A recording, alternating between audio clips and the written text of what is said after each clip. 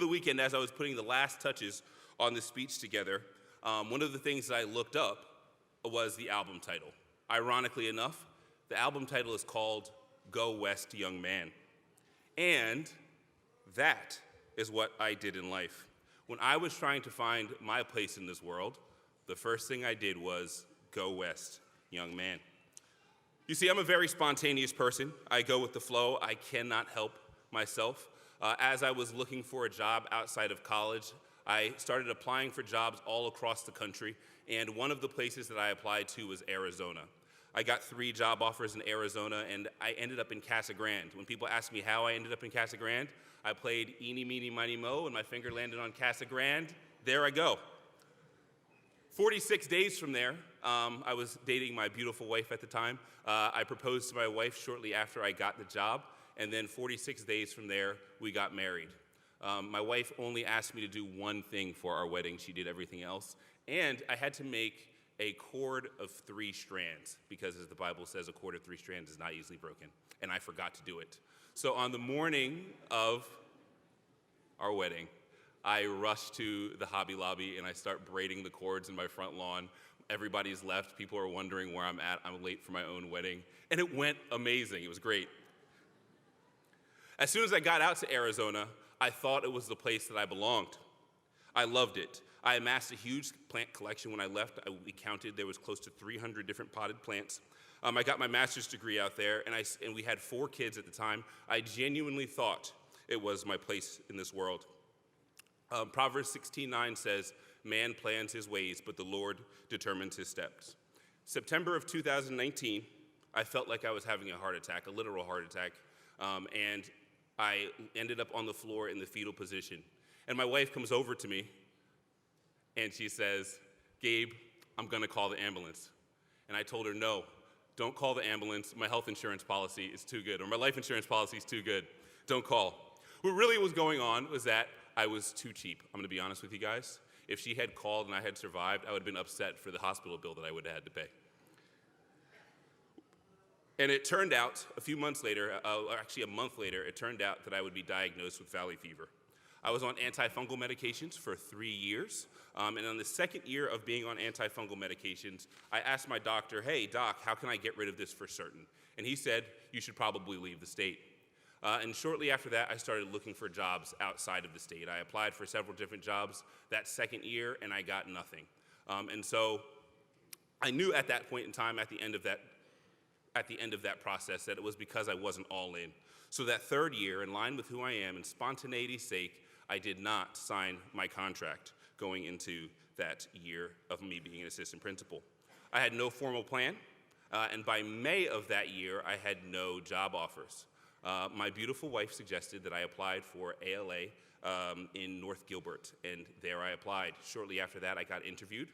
That interview went well, and I got a second interview, and that interview went well too. And on the third interview, I had an interview with Jordan Way's father, Glenn Way, and one of the questions that they asked me was why I didn't have a job going into May. As a teacher, you're supposed to have a job going into May. You're supposed to have these things lined up. And so I actually explained to him what I was going through. And what do you know? They had a job in North Carolina that they were looking to fill for an AD position. And then I went out there, we loved it, and we moved. And then a year and a half after that, I got a job here. And so the final verse that I would go to here, and that really leans on my life hard, is trust in the Lord with all your heart and lean not on your own understanding. In all your ways acknowledge him, and he will make your path straight. And that's Proverbs 3:5. And so as you guys are going to find your place in this world, there's 3 things that I want to tell you tonight.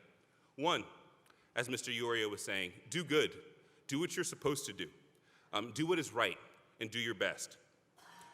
Be who you are. My spontaneity is part of my success. Don't shy away from who you are, and don't try to become somebody else. And lastly, take risks. Risks are where the payoff is. Ecclesiastes 11:4 says, "Whoever watches the wind will not plant, and whoever looks at the clouds will not reap." The message there is simple. If you're looking at and waiting for the perfect time for you to jump up and do something that your life is calling you to do, you will miss your opportunity. And now, I have the joy of introducing Mr. Alan Wilson. My friend reached out to me, And he said, "Hey, Gabe, how did you get Mr. Allen Wilson to come speak at your graduation?" And what I told him was I called the office, and I said that if he didn't come, that I would vote for Rom Reddy. I'm just playing. I don't want to burn any bridges, but after this election cycle, we might need Rom Reddy to come in. I heard he will have a lot of time. That being said, I did promise my wife that I would not get too political. She made me leave my tinfoil hat at home. So it is my pleasure to introduce the Honorable Attorney General, Allen Wilson.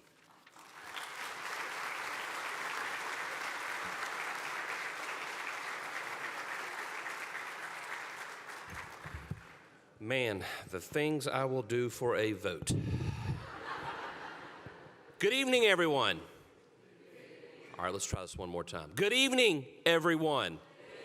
All right, thank you. All right, I am Allen Wilson. I am honored to be here. First off, originally I was going to write a commencement address, and I decided just to speak from the heart. That could work out really well for me or really badly. We'll find out here in a minute. But it is great to see you, class of 2026. I want to let all of you know, I want y'all to look at me right now, because I'm going to say something brilliant. Welcome to the end of the beginning. It all starts tomorrow morning. You wake up the rest of your lives, okay? You're at the end of the beginning of your life, and this is an incredible achievement. I know your parents, as I look out here and see your families, your friends, your especially your parents. My son graduates tomorrow night, and I'm going to be sitting out there just like them, and I know how they're feeling right now because I'm going through these emotions right now. In fact, I'm reminded as I look out over this sea of people and I see all of you, it reminds me of my own high school graduations 34 years ago. I was so proud of the accomplishments that I had achieved at that time in my life. In fact, I don't know if you knew this, I graduated number 10 in my class. It was a class of 11 graduates, but I was the top 10.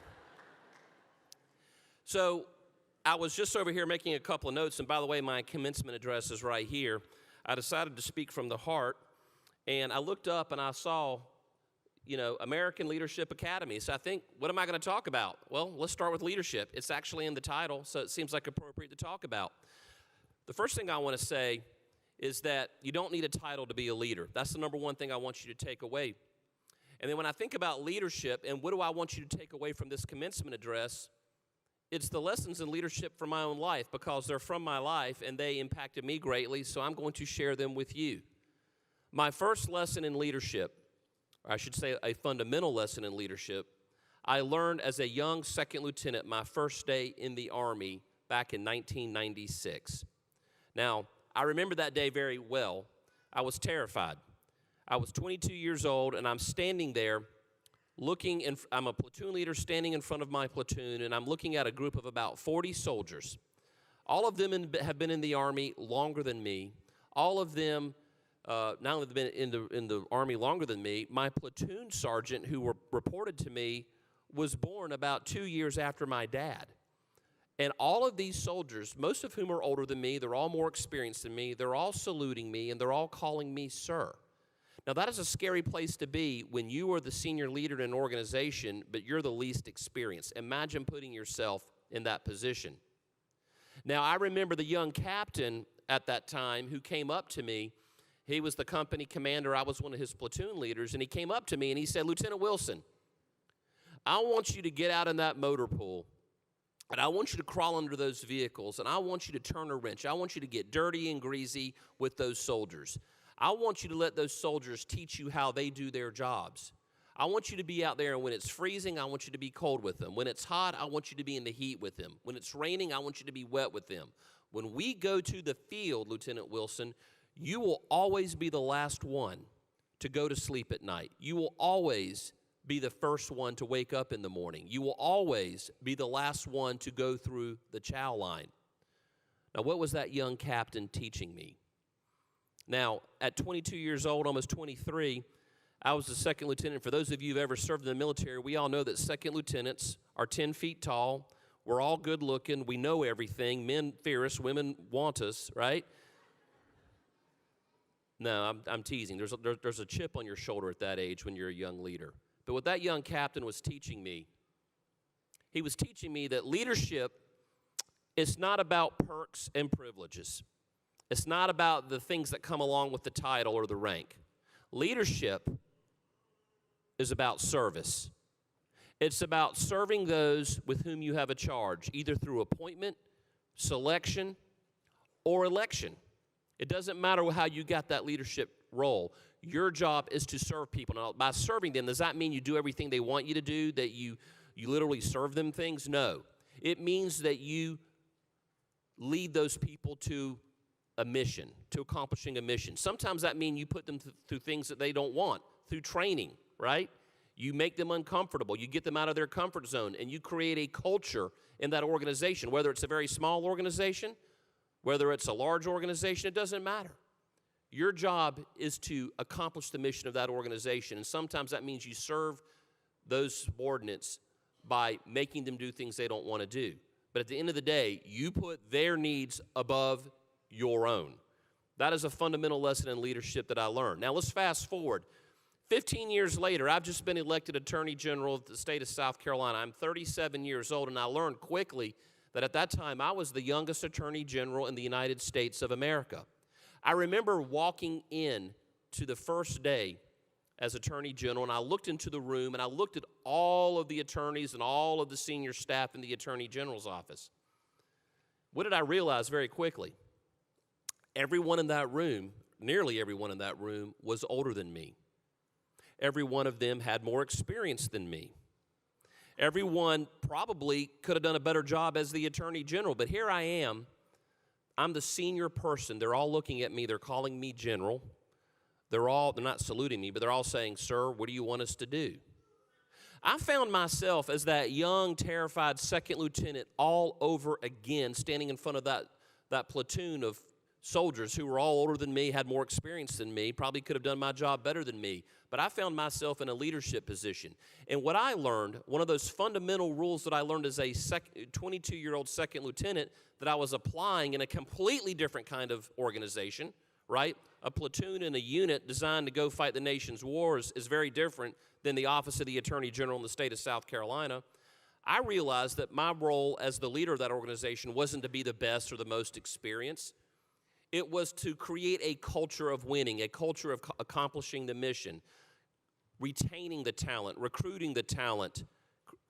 That is what I did as a second lieutenant, and that was what I was doing in the Attorney General's office. So one day you're going to find yourself in a leadership role. You need to realize this right now.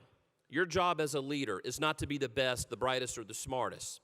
Your job is to retain the talent, train the talent, and create a culture for that talent, for those people to accomplish the mission of that organization. Just like that second lieutenant, and just as a young Attorney General, I had to learn the fundamental lessons of leadership are to lead and to learn from those people who at that time are subordinate to you. Now, I want to talk to you about fundamentals. We talked about the fundamentals of leadership. Let's talk about the fundamentals of life. It can be illustrated in a story that I love from history. Years ago, I read a story about Vince Lombardi. You've all heard that name, the Lombardi Trophy. Vince Lombardi, the famed coach of the 1960s, who coached the Green Bay Packers. There's a story that I read where it's the summer of 1961. Vince Lombardi has just come back to the preseason training camp in July of 61. Several months earlier, the Green Bay Packers had lost a fourth quarter lead against the Philadelphia Eagles and barely lost, the national title, the NFL championship to the Philadelphia Eagles. So the 38 members of that roster were all returning to that camp to go into the next season. And these were athletes at the peak, at the pinnacle of their industry, right? They're the NFL players. They nearly won a national title. And so they were expecting to come into that summer camp to learn new and innovative ways to build on the advanced, tactics of football. Vince Lombardi walks in to that training room. He tells all of the players to pull out their manuals and turn to page 1. And then he holds up a football. And as he holds up that football, he looks at those 38 players and he says, "Gentlemen, this is a football." And then began on page 1 studying the fundamentals of blocking, tackling, passing, catching. telling these elite athletes the definition of a football and starting at the basics is not what they expected that day. But that reliance on returning to the fundamentals of the game of football led that team to go undefeated that year. They ended up winning the NFL championship 37-0 against the New York Giants. Vince Lombardi won 5 out of the next 7 NFL championships, never lost another playoff game, and never had another losing season. Why? Because of his return each year to the fundamentals.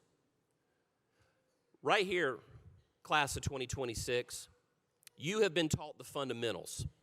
Coming through ALA, you have learned the fundamentals of life, you've learned the fundamentals of academics, you've learned the fundamentals of faith, you've learned the fundamentals of resilience, I'm sure, because you're all here, you persevered.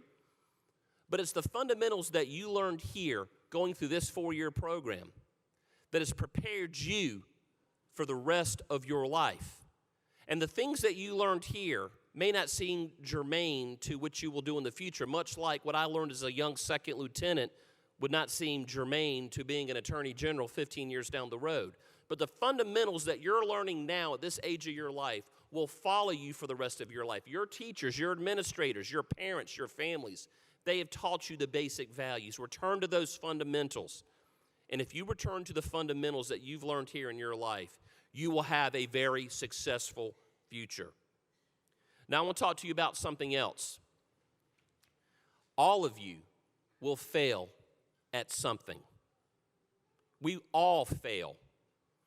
And you look through history, and we can go back to, Abraham Lincoln was a failure in almost everything he ever did up until the point that he became president of the United States. Barack Obama and George W. Bush both lost their first races for Congress. Albert Einstein failed grade school math. Okay, think about that. Sometimes you might fail at something really big. Sometimes you may fail at something really small. It might be asking out that person you have a crush and they turn you down. That's a failure, right? Seems big at the time, but it's really small in the grand scheme of things. But this is what I want you to learn about failure. Nobody finds success sitting on their couch in their life. Success is found out in the world, and it's with people who take chances. There's nothing wrong with failure. You cannot have success without failure. For those of you who like to work out, I love this analogy, but you go to the gym and you work out, you lift heavy weights, and you work your muscle to what? Failure, right? You've all heard that term. By working out, you're tearing your muscle down, you're breaking it down, and then it grows back what? Stronger, faster. You're building resilience in your muscles. Well, you are a muscle. And sometimes when you're scared to do something, you're afraid to fail. Recognize this. Failure can be a powerful thing because it teaches you resilience. It teaches you how to get back up. And you can't be ultimately successful in life unless you have small failures, maybe even sometimes big failures. Do not let that failure to define you. Michael Jordan, who in my opinion is the greatest NBA basketball player of all time. And I don't want to hear anyone talk about LeBron James being the GOAT. He's great, I love him. But Michael Jordan, for everyone over the age of 40, is the GOAT. I see dads out there doing this, right? Can I hear an amen? Michael Jordan once said that he failed his way to the top. What did Michael Jordan mean about that? What did he mean when he said that? I know what he meant because I read the article, but I also know what he meant before I even read the article. Michael Jordan was talking about people always remembered those 6 national titles he won with the Chicago Bulls. They remember the game-winning shots that he took from beyond the three-point arc at the last second. We all remember that. They remember the feats of aerial acrobatics where he defied the laws of gravity and won all these games by slam dunking the ball from the free throw line. Still don't know how he did that. But what Michael Jordan said next was interesting. He said, people don't remember the thousands of shots that I took, that I missed, that led to me losing hundreds of games over the entirety of my basketball career. He says, I missed far more shots than I made. Each of those shots was a failure. And each of those losses in that game, because he missed those shots, was a failure. But he had to go through those failures to get to those wins. He had to have that failure in order to have that ultimate success. So don't look at failure as a problem in your life. Look at it as a challenge to overcome and an opportunity to exploit for the greater good. Failure can be your friend. We talked a minute ago about resilience, and I'm going to close up here in a second, but this is a story I think you'll all enjoy, and I tell it in almost every address to young people I give. You are going to fail, but in that failure, you can learn resilience. I have a friend of mine who lives here in South Carolina, in upstate South Carolina. He's an older gentleman. His name is Ingo. Ingo told me the story about how he was in college in the 1960s. Ingo told me about a fraternity brother of his that he met while he was attending Ripon College in Wisconsin in the mid-1960s. Ripon tells me about his friend named Harry, a guy named Harry. He said Harry was a bit of a roughneck, right? He was really good with mechanics. He was a great carpenter. Harry could build anything with wood, and everyone loved hanging out with him. He was kind of a party guy. Yeah, he was a typical guy in a fraternity at that time. Well, Harry one day comes to my friend and a number of his fraternity brothers, and he says, guys, I want to be one of the most successful actors and entertainers to ever come out of Ripon College. Now, they all picked on Harry because at that time in the mid-1960s, there was a famous alumnus that came out of Ripon College. His name was Spencer Tracy. I don't expect any of you, class of 2026, to know who Spencer Tracy is, but everyone in the back does. Famous actor at that time. And they said, Harry, good luck. Well, Harry got the lead in the local community play King Lear at Ripon College Community Theater. And he got the title role playing King Lear. And he invited all his fraternity brothers to come watch him in that play. So my friend Ingo and all the other fraternity brothers went, and they sat on the front row like these people are here, and they watched Harry. Now, have you ever watched, and this is how Ingo described it, have you ever watched a friend do something so bad that it was embarrassing and that you had to watch through the slits of your fingers because it was like a train wreck? They said it was like that. He could not act his way out of a wet paper bag. So after the play was over, they all met at the local restaurant, and they were eating dinner together, and Harry asked his friends, so what did you think? And being the typical fraternity brothers, they were pretty relentless. They laid into him. They said, Harry, we love you, man. Acting is not for you. You need to be a carpenter or a mechanic. Work with your hands, brother. Pay the bills. Harry was a bit dejected, my friend tells me. And the following semester, he actually packed up his car, and he got a job working on a Hollywood backlot as a carpenter, closest he'd ever get to acting. And that was the last time my friend Ingo would see Harry for several decades. So I asked my friend Ingo, I said, Ingo, well, I mean, that's a great story, but whatever happened to your friend, your fraternity brother, Harry? And Ingo said, oh, I'm glad you asked that question. He says, you don't know him as Harry. Who do you think he is? Harrison Ford. One of the most famous actors in Hollywood motion picture history. 6 of the highest grossing motion picture movies of all time, in the top 20 at least, Harrison Ford's the actor in. All the Indiana Jones, the Star Wars movies.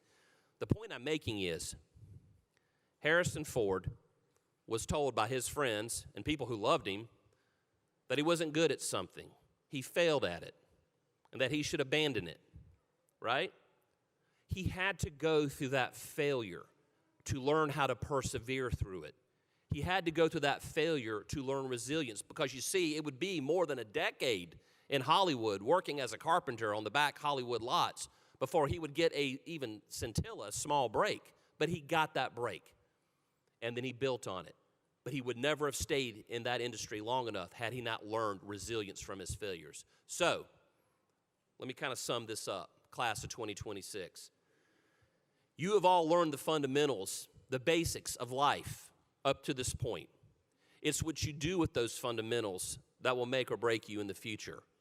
You will fall on hard times. Everyone does. You will have good days, you will have bad days. You will have good weeks, you will have bad weeks. You will have good months and years and bad months and years.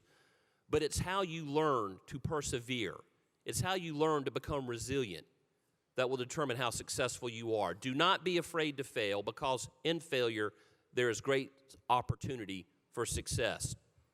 So, I look forward to seeing how each of you perseveres through the trials and tribulations of life, and I expect that one day I may be looking out in the sea and I'll see a future attorney general or a future governor or a future president or maybe a future titan of industry, maybe a future actor from Hollywood. Who knows? But the future is up to you. It's in your hands. So, congratulations on this incredible, momentous achievement, and I look forward to each and every one of you starts to live their life, because remember, tomorrow is the first day of the rest of your life. God bless you all.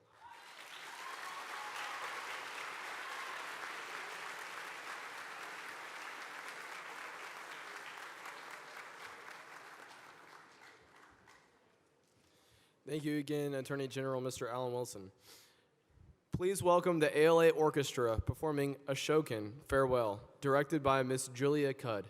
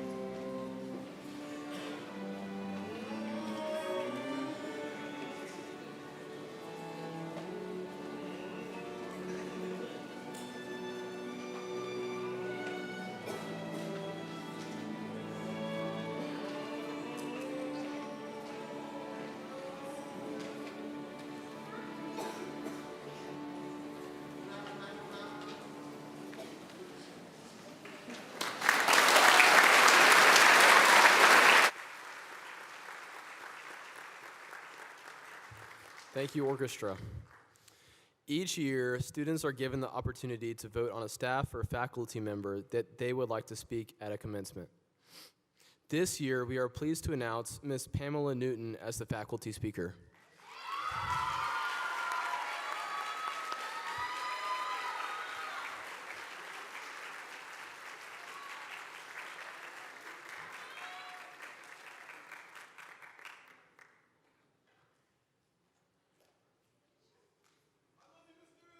I love you too.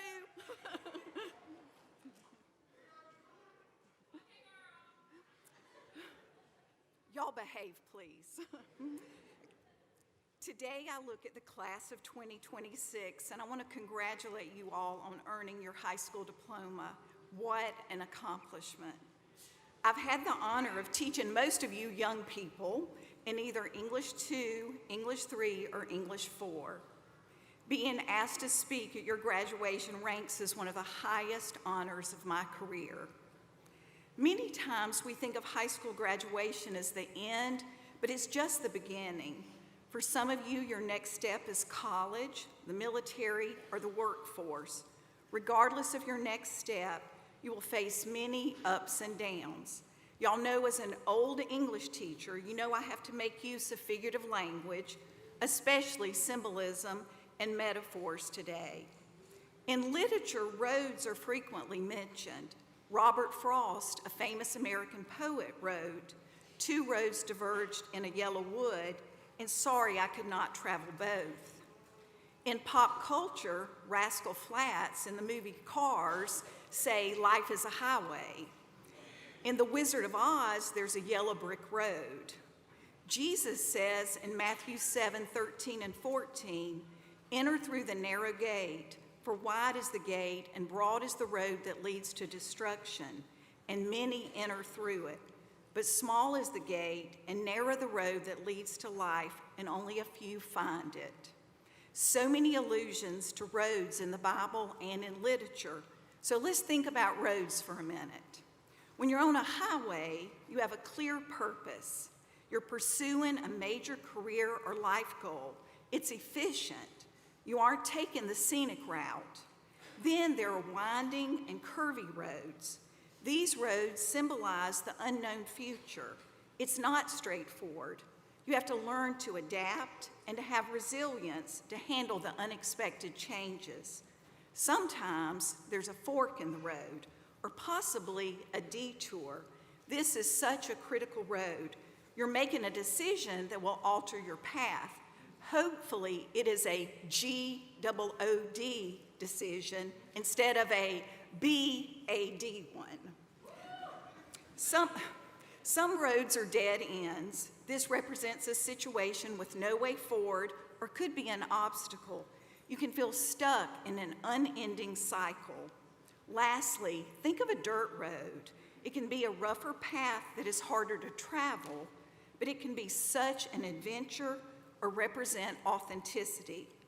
When you encounter these different roads of life, you may ask these questions. How do I start? Which way do I go? Should I go in a different direction? What if I get the wrong way? What if I get scared? What if I fall? What if I get lost? What if I grow weary or get hurt? What if I get lonely? What if I change? What if I need help on my journey? What if something unexpected happens? What if I feel stuck? What if I get my heart broken? What if I can't do it? Young people, and I so affectionately call y'all that, I don't have any answers to these questions, but I do know that you can handle the questions by relying on your faith, your family, and your friends. In the children's book, What the Road Says by Cleo Wade, he writes, "All things grow and change. That's the magic of being alive. You too will find your wings. You too will bloom. No living thing is meant to stay the same." I leave you with this Irish blessing. May the road rise to meet you. May the wind be always at your back. May the sun shine warm upon your face, the rain fall soft upon your fields, and until we meet again, may God hold you in the palm of his hand.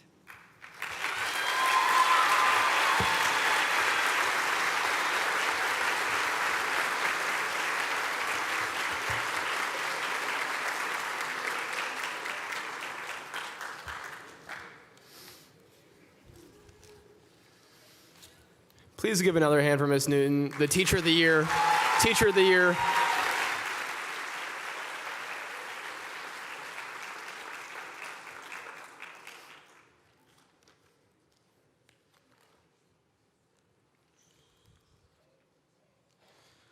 Please welcome to the stage Asher Wright. Asher Wright is this year's Class of 2026 salutatorian.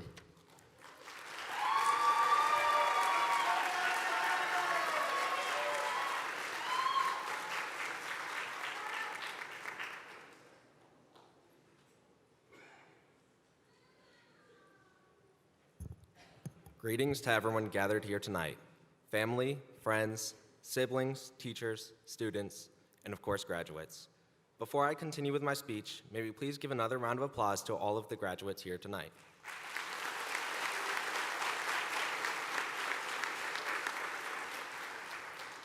You have all done an excellent job making it through this chapter of your lives. Honestly, to me, it always felt like this day would never come, and it was a constantly moving goalpost. First, make it through elementary school, and after that, middle, followed quickly by freshman, sophomore, junior, and now finally senior year. And yet now, as I stand here, it feels like everything was a blur. It feels like just a few months ago I started freshman year, and suddenly here I am graduating. Anyone who knows me personally knows how important music is to me. So I feel somewhat obligated to include this specific line from the song Time by Pink Floyd. Fortunately for everyone's ears, I won't make you listen to me sing it. The line goes like this, and then one day you'll find 10 years have got behind you. No one told you when to run, you missed the starting gun. Much like the first half of the lyric says, one day you'll suddenly notice how quickly life has flown by you, and this evening is a great example of that. The second half might not apply to you tonight, however, it is still full of meaning and advice. You can't always rely on others to tell you when to run, when to apply to that college, when to take that job, when to participate in that event. It is up to you to decide what to do and when to do it. Otherwise, you'll miss the starting gun and end up more lost and confused than when you started. While it can feel overwhelming and daunting, making that decision, regardless of whether it is college, a job, the military, or something else entirely, it is best to take care of it quickly and not miss the starting gun, so you don't fall behind. With that being said, plenty of people may still give you advice and tell you when to run. I'm sure some of your parents, much like my mom and my grandma, constantly ask you, where are you going to college? Have you filled out that form yet? Is your room clean? Maybe not that last question, but I'm sure you get the idea. Knowing when to do things by yourself is important, but listening to others is equally helpful. I would not be where I am today without the help of many people, such as the staff of this school. With that being said, I would like to recognize 3 of the most impactful teachers from my time at ALA, Ms. Thomas, Ms. Orth, and Mr. H. Ms. Thomas taught me AP English Literature and Dual Enrollment English 101 and 102. In her classes, she made sure all of her students understood the content as best as they could, and she would help if she saw anyone struggling. Ms. Thomas's passion for English shone abundantly through how she taught. She made her assignments interesting and somewhat personal to the student, which helps make it feel less like a boring essay and much more enjoyable. She wanted more of her students than just a good grade. She inspired them to truly learn and understand the content rather than just focus on the next big test. She instilled in me a much greater passion for literature and English as a whole. Ms. Orth taught me pre-calculus and AP-calculus. Even though the classes were certainly difficult, she always made sure we were not lost or confused about anything before moving on. While staying on course, she always made time to engage with the students. Regardless of the students' beliefs, experiences, opinions, or anything in between, Ms. Orth was always willing and eager to listen and talk. She made a point to make sure each student knew they had someone to talk to. She took the rather dreadful subject of math and made the environment a helpful and interesting place to learn. Ms. Orth is just as much a teacher as she is a friend to her students. Mr. H has been my band teacher since I joined the school. He is without a doubt the most passionate director I've ever played with. Despite any issues that arose, such as the lack of transportation, Mr. H has constantly lobbied for the band and its members. His dedication to the band is unmatched, and he has single-handedly made the program from the ground up. He cares for each of his students as if they were family, and I'm honored to have him as my final director. As I finish my speech, there's one more special thanks I would like to give to my mom. My mom is my biggest hero. She's always been there for my siblings and me, no matter what. Despite everything life threw at her, she always made time for us. She's caring, hardworking, kind, funny, loving, empathetic, and most of all, resilient.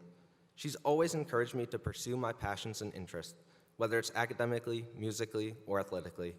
My mom is my rock. Even now that I'm almost an adult and I'm about to leave for college, I still find myself asking silly questions like, does this outfit match? Regardless of what decisions I make, I know that she will always be there for me. From the bottom of my heart, I love you, Mom, and thank you for all that you do.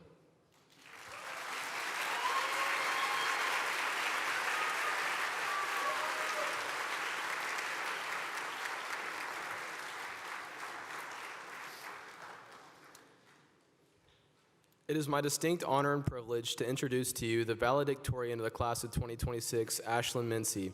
Ashlyn has spent the last 4 years demonstrating an unwavering commitment to their academics.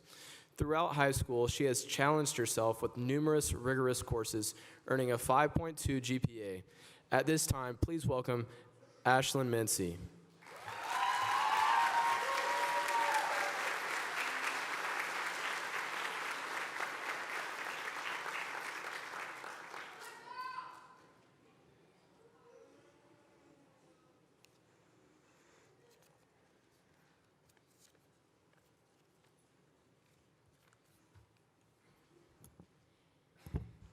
Sorry. Good afternoon, everyone. Please allow me to congratulate all of the seniors who have achieved this milestone today. For some of us, these past 4 years have been a steady climb. For others, they have been a battle of endurance. But regardless of the path you took, you are here. I am incredibly proud of who we are, and you should be deeply proud of the resilience it took to earn the diploma you are about to receive. With that said, I am incredibly honored to stand before you as your valedictorian. Valedictorian, it's quite the title, but when you strip it down to its simplest definition, it just means the highest GPA. As I've questioned the path that led me here, I've come to a conclusion that might sound strange coming from the person standing behind this podium. Compared to the character we've built and the lives that we've lived, this title, is not what is important. That isn't to say I regret my dedication, but my point is that my most vivid memories of high school aren't of the quizzes, exams, or homeworks, but of the people who have shaped me into who I am today. For me, this looks like treasured movie nights on the couch and binge-watching series with my family. It's the silly little arguments with my dad because we both always have to be right. It's going to Myrtle Beach to collect shells and shark's teeth with my dad. It's the sleepovers at my aunt's house where we cook the same meal every time, chicken nuggets, broccoli, and mac and cheese because we love routine. It's where she swears she doesn't snore, so me and Lexington recorded her just so we would have proof. It's doing the simple things with my boyfriend. It's all the quiet and loud moments with friends. It's the teachers who genuinely care about their students, supporting us, and who have nurtured my passion for learning.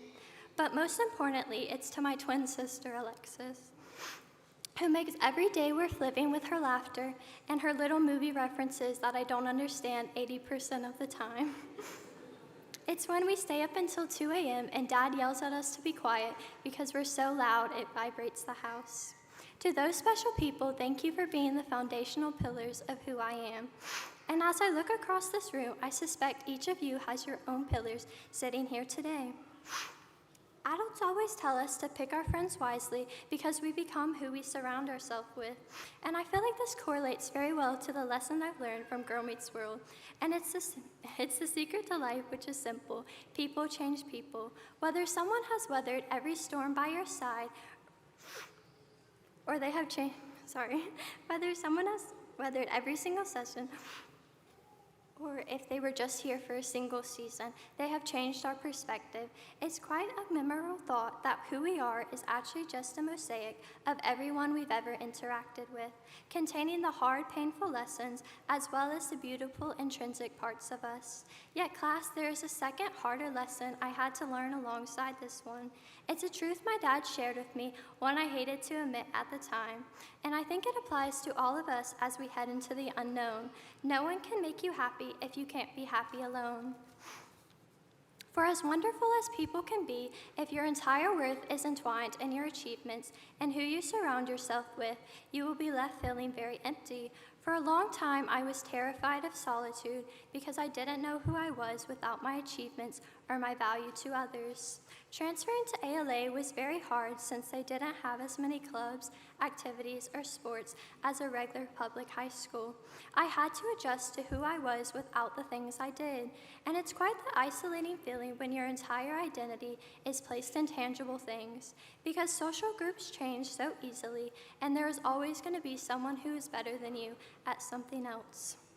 So the question then becomes, if you aren't the smart one or the athlete or the one who has it all figured out, if you lose the status, the grades, and the goals, who do you become? For me, my purpose became my faith when I hit rock bottom and everything else fell away. Jesus stayed through it all. On days when it's hard to get out of bed and I'm stuck replaying a situation over and over again, I pray, and I am then reminded of all the wonderful things to be thankful for, the quiet of breathing, the rhythm of music, and the simple act of loving people.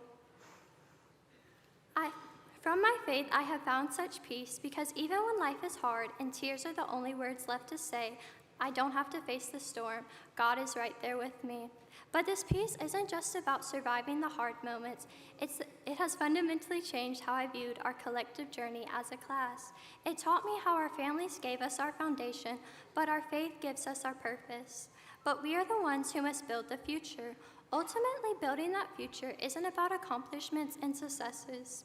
It's about building our character, because when we strip away the titles and the jerseys and the social groups, we learn what Charlie Kirk pointed out.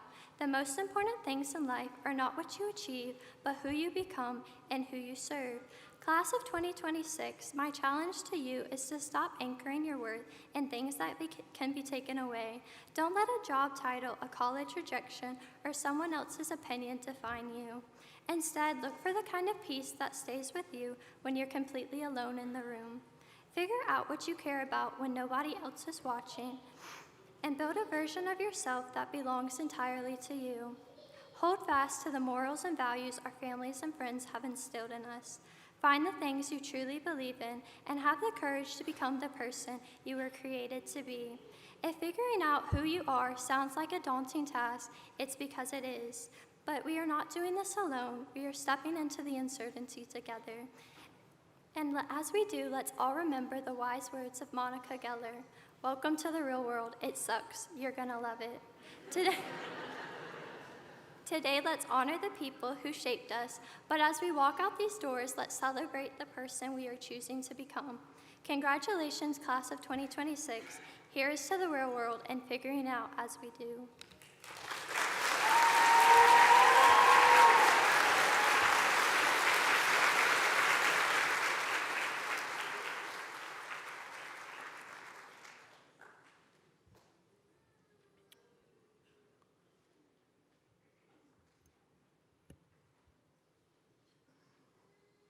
Superintendent Sinclair from the Charter Institute of Erskine, Charter One, and faculty of American Leadership Academy, I am proud to announce that these candidates have successfully completed the prescribed course of study and have met all requirements for graduation. Therefore, on behalf of the administration and faculty, it is my honor and privilege to present to you the graduating class of 2026.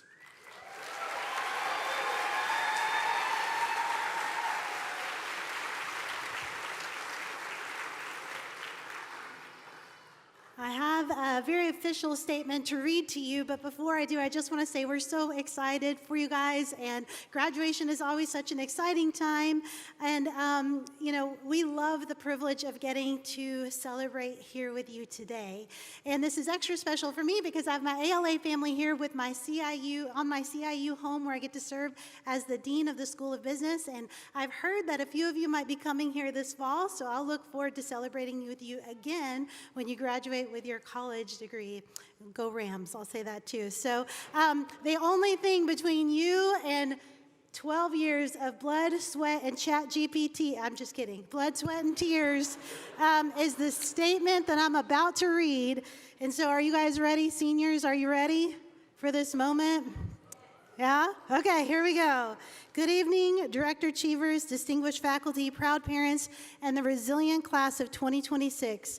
It is my profound honor to stand here today and accept this milestone on behalf of the board members of the American Leadership Academy.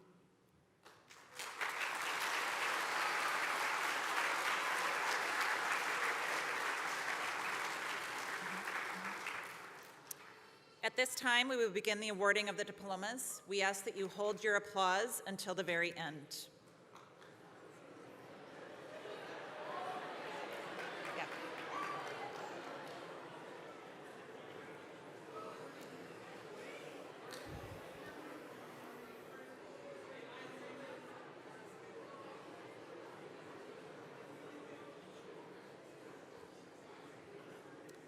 Beckham Austin Adams.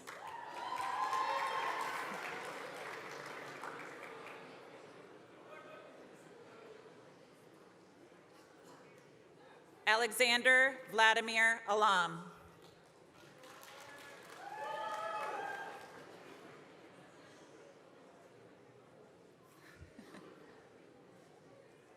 Aiden James Allen.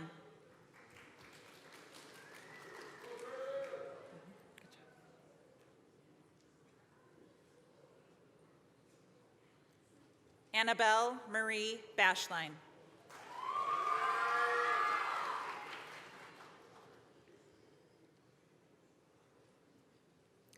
Madeline Margaret Irene Bass.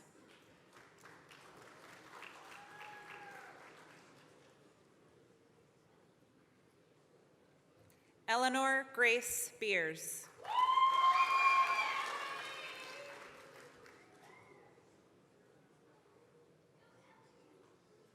Michael Cruz Blyfield.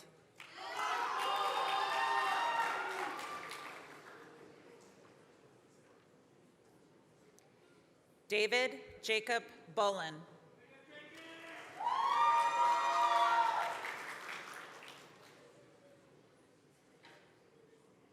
Brianna Jesleen Borges.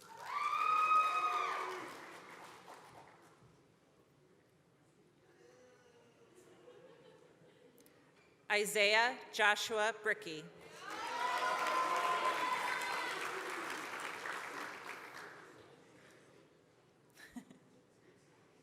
Kelsey Aiden Marie Bryant.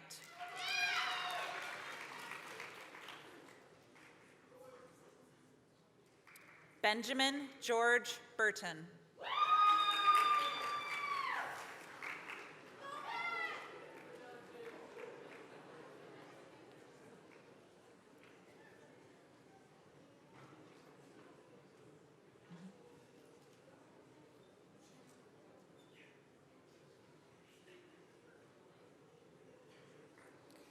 Daniel Bruce Burton.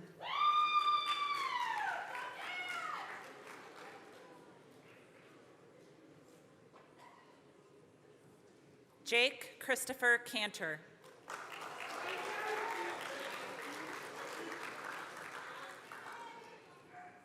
William Bryce Cook.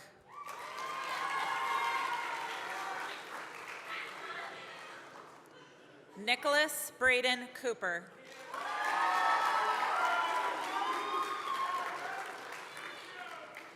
Bradley Joseph Cutter.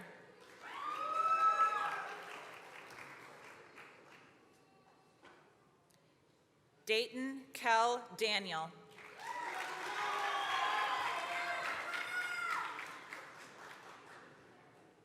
Addison Michelle David.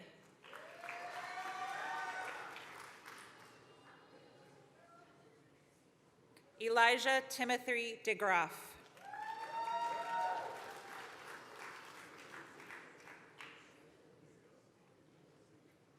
Isaac Demav.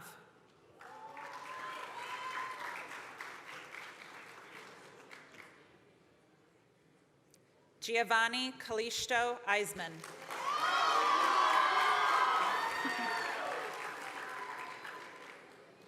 Patrick Lewis Flanagan.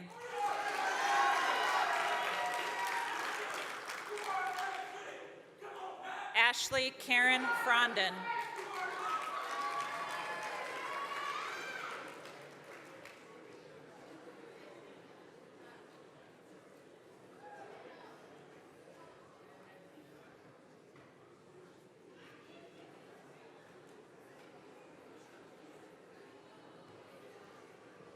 Aiden Miguel Garcia.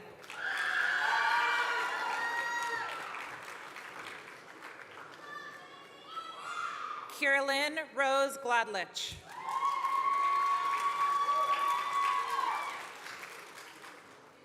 Keaton Jeffrey Holler.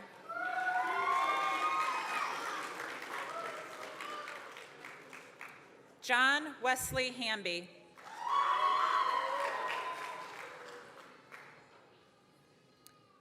Peyton Michael Harmon.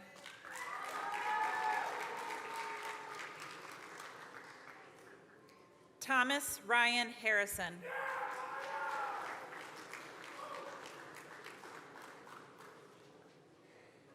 William Warren Harvey.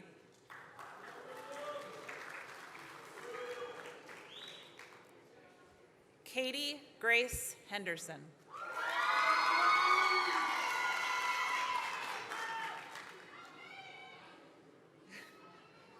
Xander Russell Hess.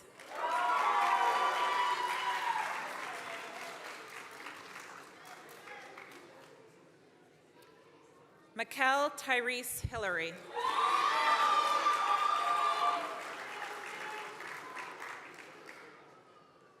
Michael Benjamin Holloman.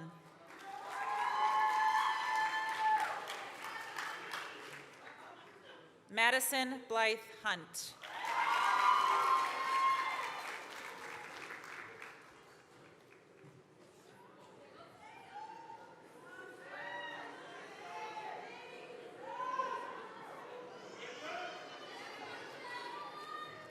Christian Lee Hunter.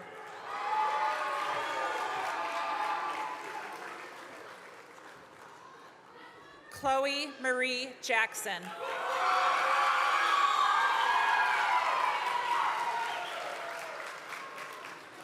Olivia Neal Jeffcoat.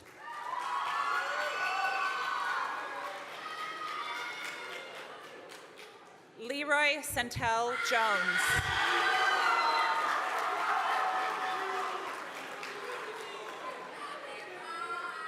Madison Janae Jones.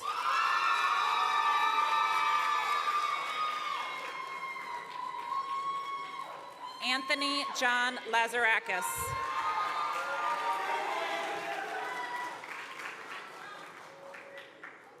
Ashton Thomas Lloyd.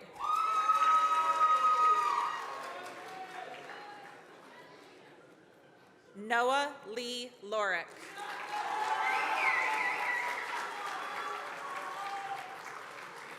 Annika Corrine Mayrow.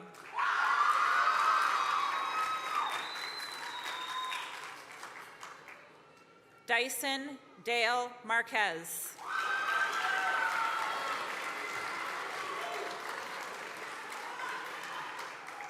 Zay Joy Mackey.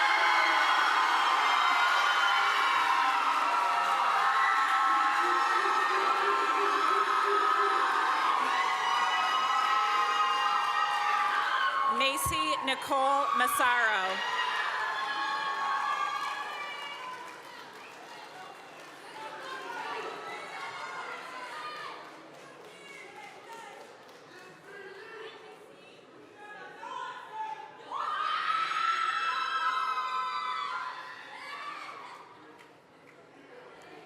Alexis Renee Mincy.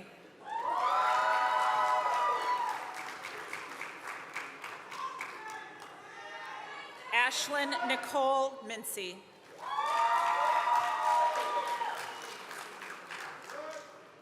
Bryce David Newton.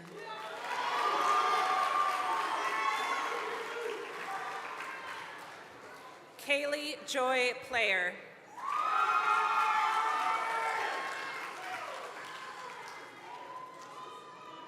Josiah Courtney Richardson.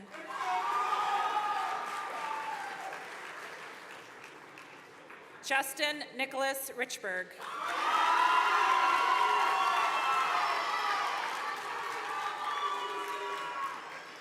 Jose Esteban Rivas.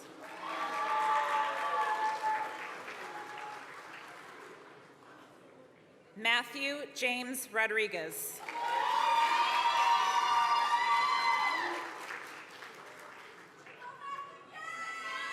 Owen Merrill Rowe.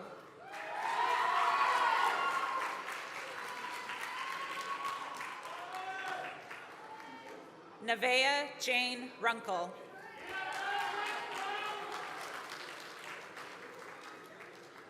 Khalil Kifton Sanders.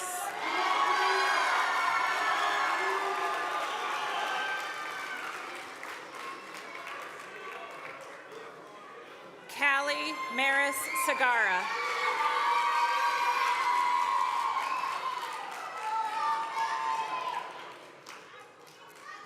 Emma Joyce Sederoff.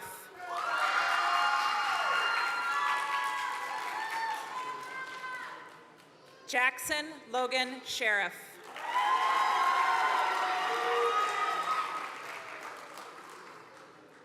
Trinity Grace Shuttleworth.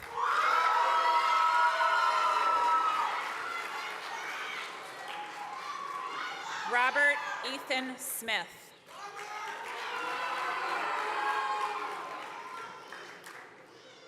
Finley Fern Stringham.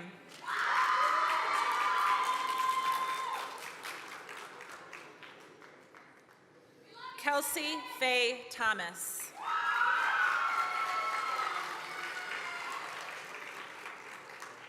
Brennan Elise Wilson.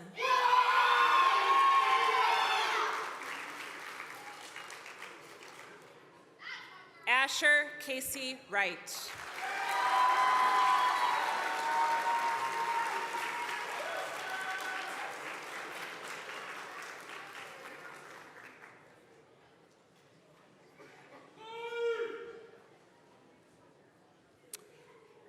Now, the moment you've all been waiting for. We'll wait for the last few to get back to their seats. In the meantime, I have a neighbor named Billy Bob. Only in the South will you have a neighbor named Billy Bob. And he told me, he said, hey, Mr. Cheevers, I'm graduating on May 29th. Are you going to come? It's my birthday. And you wouldn't believe, he said, that there's nobody else that's going to have their graduation on their birthday. And I said, well, congratulations, man. I'll see you on the 29th. And then this morning I was sitting in my office and I heard Miss Lawson, I think it was, actually tell Dyson Marquez happy birthday because he is also graduating on his birthday. So happy birthday, Dyson.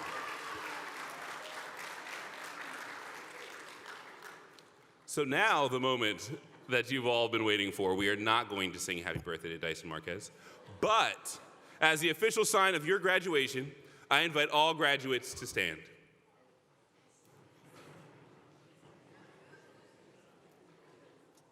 You may now move your tassels from the right to the left. Congratulations, class of 2026.